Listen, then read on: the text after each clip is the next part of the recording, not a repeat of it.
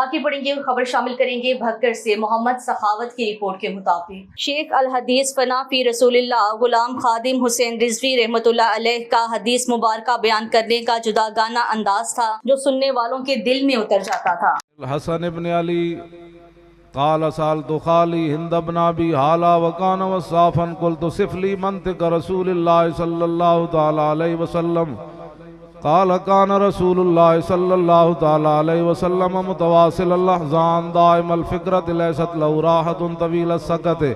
لا يتكلم في غير حاجة يفتتح الكلام ويختمه بأشتاقه وفي رواية بسم الله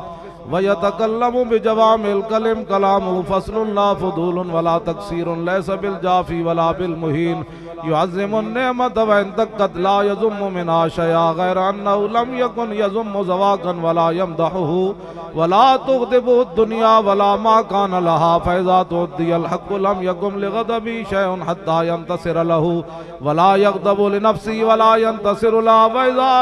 أشار بكفي كلها وإذا تعجب قلبها وإذا تحدث اتصل بها وضرب براحة اليمنى بطن إبهام اليسرى وإذا غضب أعرض وأشاها وإذا فرح غض طرفه جل ضحك التبسم